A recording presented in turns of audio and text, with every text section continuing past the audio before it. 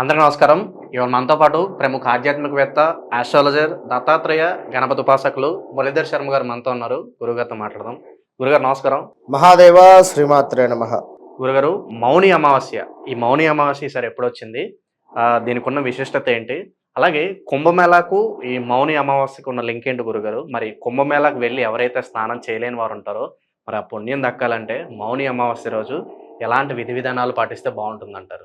144 సంవత్సరాల చరిత్ర కలిగినటువంటి ఈ యొక్క మహా కుంభమేళ, ఇది మామూలు కుంభమేళ కాదు. కుంభమేళ వేరు, పూర్ణ కుంభమేళ వేరు.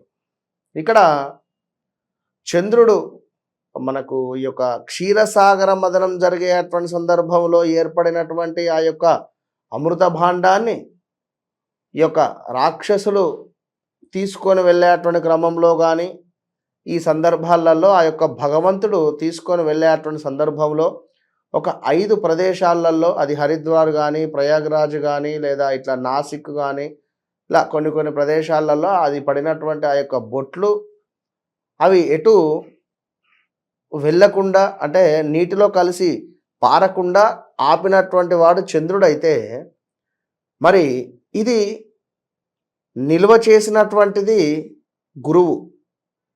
ఈ నిల్వ చేసినటువంటిది గురువు అయితే, ఆ నిల్వకు కావలసినటువంటి కలుషాన్ని క్రియేట్ చేసింది సూర్యభగవానుడైతే, మరి ఇంద్రుని యొక్క కోపాన్ని హరించినటువంటి వారు ఈ శనైశ్వరుడు. సో ఈ చంద్రుడు, గురువు, సూర్యుడు, శని, ఈ 4 గ్రహాల కలయికతో అమృత భాండం ఏర్పడి, గురువు మనకు ఒక్కొక్క రాశిలో ఒక్కొక్క సంవత్సరం ఉంటాడు. సో 12 రాశులు చుట్టుకొని వచ్చే సమయానికి 12 సంవత్సరాలు పడుతుంది. ఈ 12 సంవత్సరాలు వచ్చేటువంటి సందర్భంలో పుష్కర కాలం అంటారు. ఈ పుష్కర కాలంలో ధనస్సును విడిచి మకరంలోకి సూర్యభగవానుడు ప్రవేశించినటువంటి సందర్భంలో కానీ, ఈ యొక్క గురువు మనకు వృషభంలోకి వెళ్ళేటువంటి, గురువు మేషము వృషభంలో ఉండేటువంటి సందర్భాలలో కానీ, వీటన్నింటినీ కూడా బేస్ చేసుకొని ఒక ముహూర్తాన్ని ఏర్పాటు చేసినటువంటి ముహూర్తము ఈ యొక్క మహాకుంభమేళ. ఇది అర్ధ కుంభమేళ ఉంటుంది, అది వేరు. సో ఇది పూర్ణ కుంభమేళ, మహాకుంభమేళ. ఎక్కడి నుంచో అసలు కొన్ని లక్షల మంది, కోట్ల మంది వచ్చేటువంటి వారికి, ఇంకా ఎన్ని కోట్ల మంది వచ్చినా కూడా ఆ యొక్క ప్రదేశం సరిపోయేటువంటి విధంగా ఉంటుంది మన ప్రయాగ్రాజ్. మరి ఎక్కడెక్కడి వారికి అక్కడ కొన్ని ఘాట్లు కూడా ఏర్పాటు చేశారు. వెహికల్స్లో వెళ్ళేటువంటి వారికి, అంటే ట్రైన్లో వెళ్ళేటువంటి వారికి ఎంతో సులభము అని చెప్పి కూడా చెప్పడం జరుగుతుంది. కనుక ఎంత మాట్లాడుకున్నా కూడా తనివి తీరది. ఇది కనుక ఎంతో అద్భుతమైనటువంటిది. నాగసాధువులు స్నానం చేయడం కావచ్చును, అసలు మోస్ట్ పవర్ఫుల్. ఎవరికో ఏదో ప్రయోగం జరిగింది అని అనుకునేటువంటి వారు కానీ, మాకు ఎవరో చేతబడి చేశారు అని అనుకునేటువంటి వారు కానీ, ఈ ఏలినాటి శనితో బాధపడేటువంటి వారు కానీ, అష్టమ శనితో బాధపడేటువంటి వారు కానీ, అర్ధాష్టమ శనితో బాధపడేటువంటి వారు కానీ, ఇక్కడికి వెళ్ళి స్నానాన్ని ఆచరించడం వల్ల మీకు ఎవరైనా నేరుగా చేతబడి చేశారు అనేటువంటి డౌట్ ఉన్నా కూడా, మీరు ఇక్కడికి వెళ్ళి స్నానాన్ని ఆచరించినా కూడా ఈ మౌని అమావాస్య రోజు అద్భుతమైనటువంటి ఫలితం ఉంటుంది. ఎలాంటి చేతబడులు కానీ, ఎలాంటి గ్రహదోషాలు కానీ, ఎలాంటి ఇబ్బందికరమైనటువంటి సంఘటనలు కానీ, లేదా ప్రయోగాలు కానీ ఏవీ పనికిరావు. మీరు అక్కడికి వెళ్ళి స్నానం చేసి వచ్చినట్టయితే, స్నానం చేసి అక్కడ ఒక రోజు ఉండి ముక్తి పొంది మీ శరీరాన్ని మొత్తము కూడా రీఛార్జ్ చేసుకొని రండి. కంప్లీట్గా మన బాడీ రీఛార్జ్ చేసుకునేటువంటి సమయం ఇది, గ్రహించుకోండి. ఎన్ని పనులున్నా, ఎన్ని ఇబ్బందులున్నా ఒక్కసారి వెళ్ళి దర్శించుకొని రండి. ఇది మాత్రము సత్యము. మౌని అమావాస్య, చొల్లంగి అమావాస్య, సర్వేషాం అమావాస్య, ఇవన్నీ కూడా ఒకటే. ఇది మనకు పుష్యమాసము చివర ఉండేటువంటి అమావాస్య. సో ఈ అమావాస్యను తప్పకుండా ప్రయాగ్రాజ్లో వినియోగించుకునే ప్రయత్నం చేయండి. ఇక అచటకు మేము వెళ్ళలేము అని అనుకునేటువంటి వారు ఒక రాగి పాత్రలో కొన్ని నీరు పోసుకొని, అందులో మందార పువ్వు కానీ, ఎరుపు రంగులో ఉండేటువంటి పుష్పం కానీ వేసి సూర్యుడి వైపుగా చూసి అర్ఘ్యం విడిచిపెట్టడం ద్వారా కొంత మనకు అద్భుతమైనటువంటి ఫలితాలు ఉంటాయి. ఈరోజు ఎవరైతే మీ ఇంటి ముందుకు వస్తారో మీకు మీకు ఎవరైతే అన్నము అని చెప్పి అడుగుతారో వారికి అన్నదానం చేయడం వల్ల అద్భుతమైనటువంటి ఫలితాలు ఉంటాయి.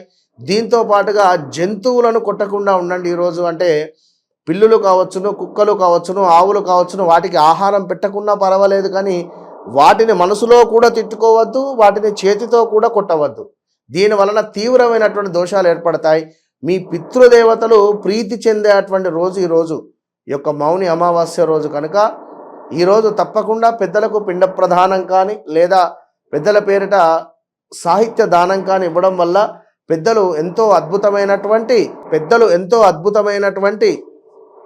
ఫలితాన్ని, బ్రహ్మలోక నివాస సిద్ధిని పొందుతారు. కనుక పితృదోషాలు మాకున్నాయి అని మీకు ఎవరైనా చెప్పారా? వెళ్ళిపోండి ప్రయాగ్రాజ్, స్నానాన్ని ఆచరించండి, చక్కగా ఒక 2-3 రోజులు ఉండండి, అక్కడ వేడుకోండి, ఈశ్వర అని చెప్పి శరణు కోరండి. తప్పకుండా వేడుకుంటాడు 100% నేను చెప్తున్నా. ఎందుకంటే ఎక్కడెక్కడికో వెళ్ళి పూజలు పునస్కారాలు చేయాల్సినటువంటి అవసరం లేదు. ఈ కుంభమేళ అనేటువంటిది అసలు మనము చూడడం ఎంతో అదృష్టము. కనుక వెళ్ళండి, ఎంతటి కష్టమైనా అక్కడ స్నానాన్ని ఆచరించండి. మాఘమాసము కూడా రాబోతున్నది. మనకు మాఘమాసములో నదీ స్నానము కావచ్చును, సముద్ర స్నానము కావచ్చును, ఎంతో అత్యంత విశేషము. కనుక కుదిరితే సముద్ర స్నానము కానీ నదీ స్నానము కానీ ఆచరించండి. ఈరోజు ఖచ్చితంగా కూడా ఈ మాఘమాసములో అద్భుతమైనటువంటి ముహూర్తాలు, చక్కగా గృహప్రవేశాలు, అదేవిధంగా వడుగు ముహూర్తాలు, అదేవిధంగా మనకు వివాహానికి సంబంధించినటువంటి దానికి దేవాలయాలు నిర్మించుకునేటువంటి దానికి పెట్టింది పీట ఈ మాఘమాసము.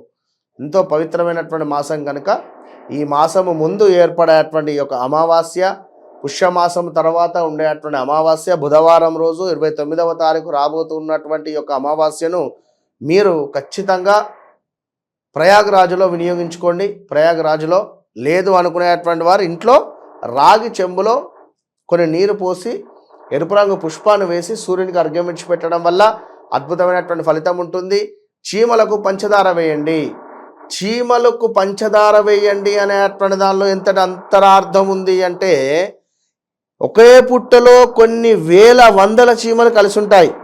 మరి ఒకే ఇంట్లో మనం కలిసి ఉండలేం, ఉండేటువంటి నలుగురైనా కలిసి ఉండలేం. కనుక కలిసిమెలిసి ఉండేటువంటి దానికి అది మనకు ప్రతీక. కనుక చీమలకు ఆహారాన్ని శర్కర వేయడం వల్ల ఎంతో ప్రీతి ఉంటుంది. దీంతో పాటుగా రావి చెట్టు కింద దీపారాధన అనేటువంటిది ఎంతో అవసరము. పెద్దల ఫోటోలను శుభ్రపరిచి వాటికి చక్కగా కూడా బొట్టు పెట్టేసి వారి ముందు ఒక దీపారాధన చేయండి. మధ్యాహ్నం సమయంలో ఎవరైనా ఉన్నారా చూసి అన్నదానం చేసే ప్రయత్నం చేయండి. విశేషమైనటువంటి ఫలితాలు ఉంటాయి. మౌని అమావాస్య గురించి ఎన్నో విశేషాలు తెలియజేశారు గురుగారు. ధన్యవాదాలు. మహాదేవ.